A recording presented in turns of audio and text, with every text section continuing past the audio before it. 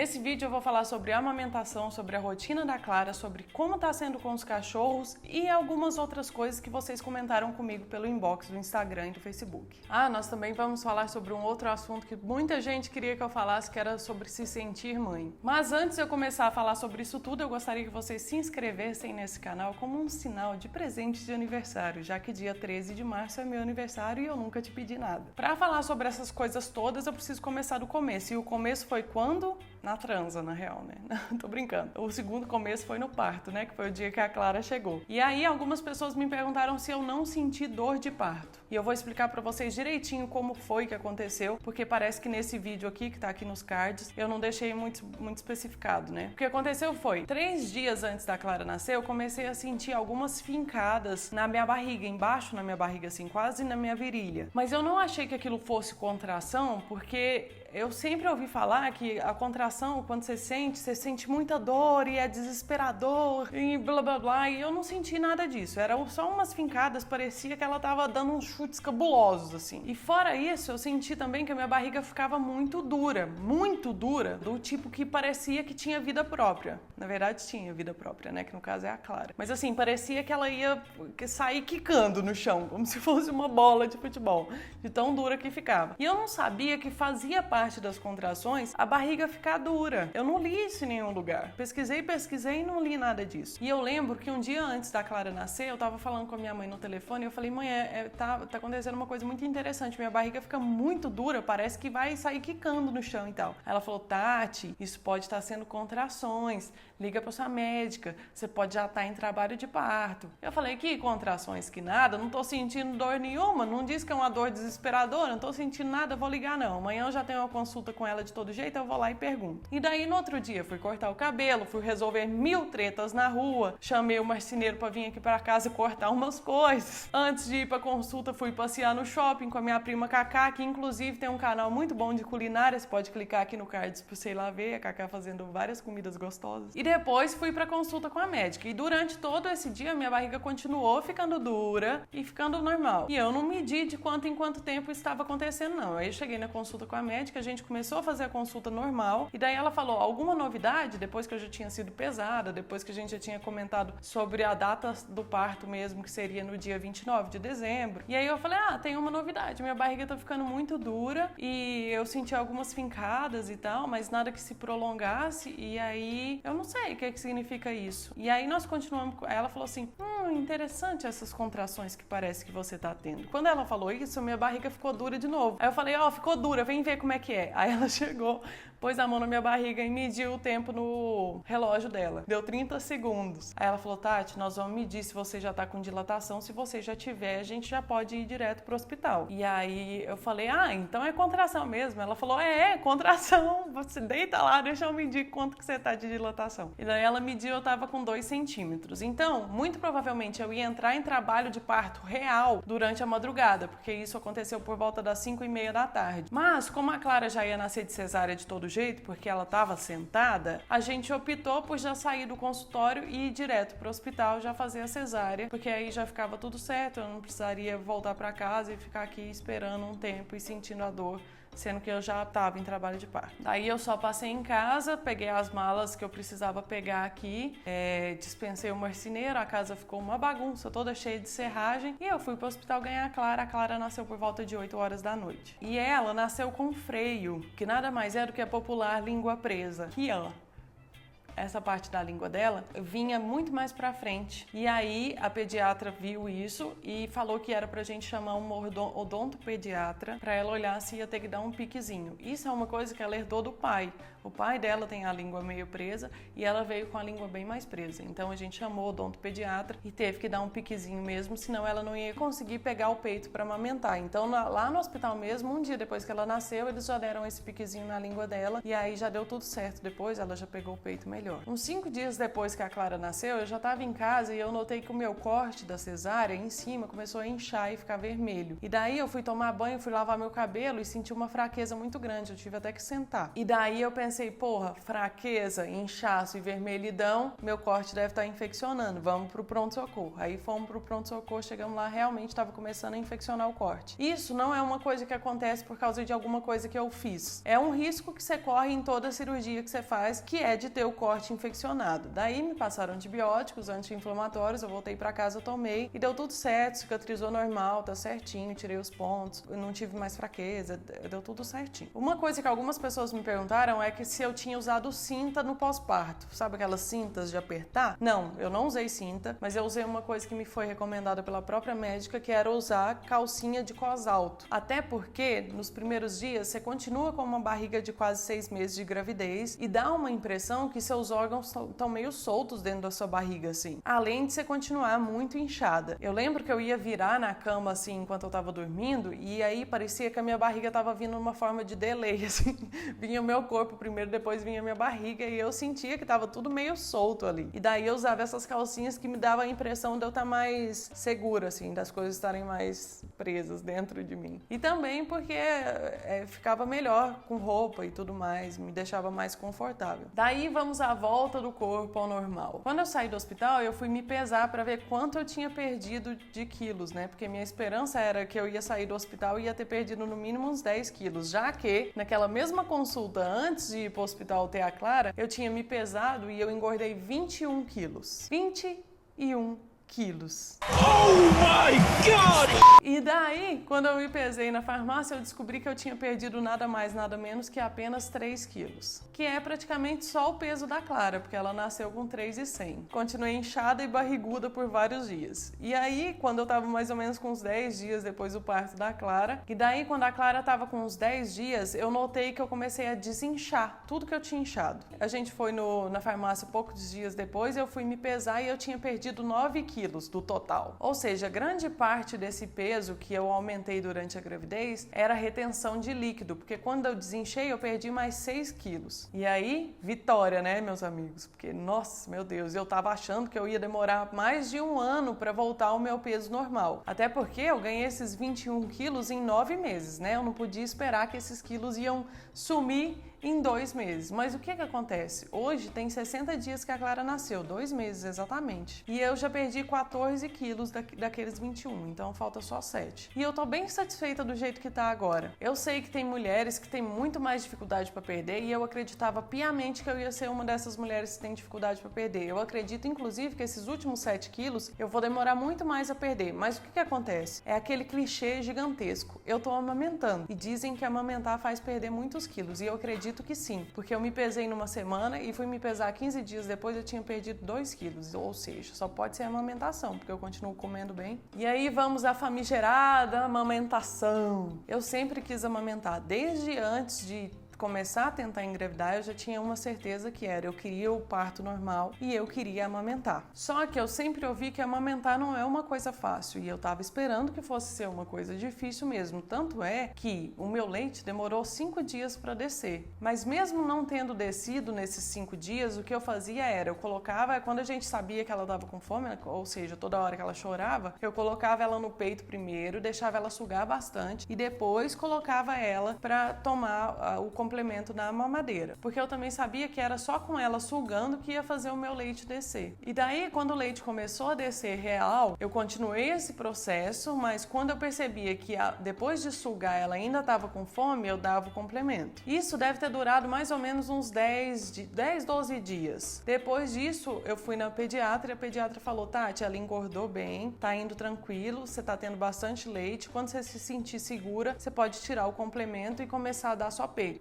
Então eu tirei o complemento e comecei a dar só peito para fazer o teste. E estamos vivendo desse jeito até agora, só no peito. Às vezes eu tiro o leite com a bombinha do peito e deixo para ela, por exemplo, se eu tenho algum compromisso de trabalho e ela vai ficar com o áureo, eu faço isso, deixo o leite com o áureo e ele dá na mamadeira. Mas é muito raro, até porque eu tenho medo dela confundir os bicos e não pegar mais o meu peito depois, porque todo mundo sabe eu espero que todo mundo saiba, na verdade. O ato da criança mamar no peito é um exercício para ela. Na mamadeira é muito mais fácil, muito mais simples. Então, a chance dela preferir mamar só na mamadeira é muito maior, porque ela não tem trabalho nenhum, né? E antes que alguém fale nos comentários, eu sei que existem mamadeiras que imitam o bico do peito e distribuem menos leite, faz ela ter mais exercício, mas todo mundo sabe que não é igual. Peito é peito, bico de plástico é bico de plástico. E vou falar pra vocês, amamentar dá um sono do caralho. Dá muita sede também. E outra coisa que me dá é calor, principalmente de madrugada. Meu Deus, quando eu amamento a Clara de madrugada, escorre suor na minha nuca, assim, é bizarro, estranhíssimo. E quantas vezes eu já não tava dando mamar pra ela e cochilei enquanto ela mamava? 1000 vezes. Tanto é que eu sempre deixei ela muito bem acomodada na almofada de amamentação e com outras almofadas ou travesseiro em volta, porque eu sei que a chance de eu cochilar é grande. Diz que isso acontece por causa da ocitocina, que vai tanto para ela quanto para mim. E machuca, galera, principalmente no início, porque a gente tá sem saber mais ou menos como é que funciona aquilo ali e tudo mais. Eu fiz curso de pais, eu sempre soube que você precisa pôr não só o mamilo, como uma parte da auréola na boca da criança para não machucar o seu peito e ela pegar mais leite e tal. Mas ainda assim, quando você vai fazer o processo na vida real, não é tão simples. E olha que nem mamilo invertido eu tenho um mamilo normal, porque dizem que quem tem o mamilo invertido sofre muito mais e machuca muito mais, né? E no primeiro mês, machucou com alguma frequência o meu mamilo, mesmo eu tendo tomado sol antes e passando pomada. Tem uma pomada muito cara que eles falam pra gente passar pra melhorar. Não ajudava muito, ficava machucado, mas ainda assim eu dava... Não é um machucado de tipo saiu sangue, porque tem gente que sai sangue, sabia? No meu caso ficava só incomodando, assim. E algumas outras... Esse mês já aconteceu uma vez também. Tem dia que ela mama mais ou fica chupetando no peito, não sei o que é, e aí machuca, não sei, acontece. E olha que ela tá pegando o peito certinho agora, mas não chegou a ficar rachado nem nada. E aí eu tava passando aquela pomada cara para ajudar a melhorar e não tava melhorando nada. E aí eu vi uma dica na internet que foi muito boa pra mim, eu vou passar pra vocês aqui, talvez seja bom pra algumas de vocês que estão assistindo, que é passar o próprio leite quantas vezes você lembrar no mamilo. E isso resolveu meu problema, que foi uma beleza. Então toda vez que eu sinto que vai começar a machucar, ou até vezes que eu não sinto que tá machucando, mas eu lembro disso, eu passo o próprio leite antes dela mamar e depois dela mamar, pra já ir protegendo, né? E vamos falar bem a real aqui. Tem horas que dá peito é um saco. Porque tem momentos que você tá fazendo alguma coisa e resolvendo coisas, e aí é a hora de você parar no meio do caminho do que você tá fazendo, sentar e ficar lá 20 minutos, meia hora, dependendo, dando de mamar pra ela, e depois tem que pôr pra rotar, e aí você tava com 1000 coisas pra fazer na casa, no meio do rolê, arrumando as coisas, você tem que parar aquilo tudo, é chato. Mas quando eu tô por conta de ficar só com ela, é super de boa, porque faz parte do rolê de estar só com ela, é trocar a fralda, fazer dormir e pôr para mamar. Então, nessas horas que eu penso que, meu Deus do céu, eu tenho que parar tudo que eu tô fazendo e dar de mamar agora, eu costumo tentar pensar de uma outra maneira, que é o seguinte: poxa, é tão pouco tempo que eu vou ter que fazer isso, e é um vínculo tão foda, só meu e dela. E outra coisa que eu penso muito é que essa é a única hora que eu posso escolher fazer ela estar comigo, porque daqui uns dias ela vai crescer, vai começar a ter vontade própria, e aí ela vai decidir a hora que ela vai querer estar comigo, ou estar com outras pessoas, ou estar só com ela e os brinquedos.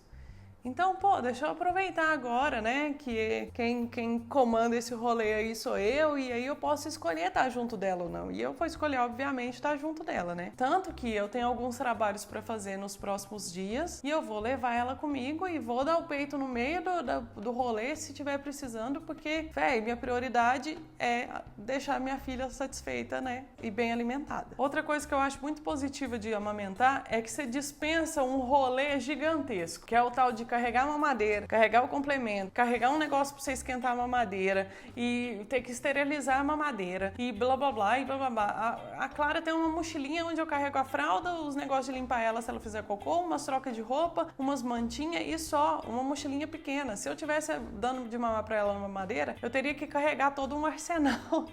E isso eu acho muito prático e sensacional. E já vem na temperatura certa, né, cara? Eu não preciso nem esquentar esse rolê. E vamos falar da rotina da Clara agora. Eu dei muita sorte que foi o fato dela ter nascido exatamente nas férias do Áureo. Não foi nada programado assim, né? Até porque não dá pra você falar, vou ficar grávida agora pra nascer no dia tal, porque não é assim que é. Mas foi assim que foi, ainda bem. E aí ele tava comigo o tempo inteiro pra curtir a Clara. E eu dei muita sorte também, ou não sei, talvez eu tenha escolhido bem o meu parceiro.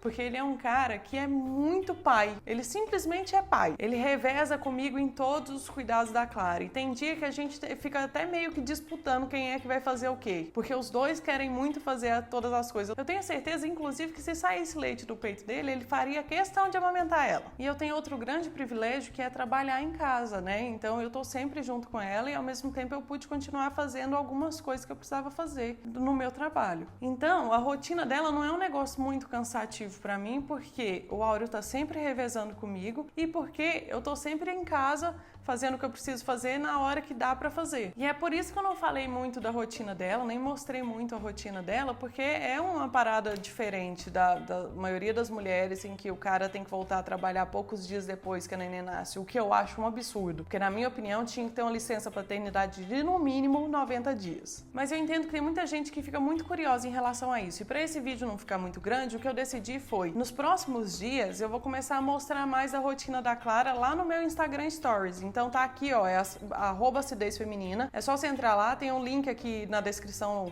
do vídeo também. Começa a seguir e assistir, porque eu vou mostrar a rotina lá. Outra coisa, eu tinha falado que eu ia fazer um vídeo do enxoval, mas eu fiquei com muita preguiça, até porque a Clara já perdeu algumas roupas, ela já cresceu e perdeu umas roupas. Então eu vou mostrar lá também um ou outro item do enxoval que eu achei muito legal e que eu queria que vocês, sei lá, queria compartilhar com vocês. E os cachorros? Pois bem, os cachorros estão muito de boa com ela. O Charlie, principalmente, é apaixonado por ela. O Dexter, assim, ele vai, deita do ladinho dela, cheira ela de vez em quando, mas não é uma paixão louca, sabe? Agora o Charlie não. Toda vez que ela chora, ele fica loucaço. No primeiro mês, ele assistia ela tomar banho todas as vezes. A gente punha a banheira lá, ia dar banho nela, ele subia em cima da cama que fica do lado da banheira e ficava em pezinho assim pra ver ela tomando banho. Uma coisa muito fofa. Ele lambe o pezinho dela, lambe a mãozinha dela e se a gente deixar, ele lambe a boca, lambe tudo. Então, o que a gente fez aqui em casa? A gente nunca briga com os cachorros quando eles chegam perto dela. Quando a gente acha que eles estão sendo demaisão, assim, chegando perto demais, ou cheirando demais, ou lambendo demais, o que a gente faz é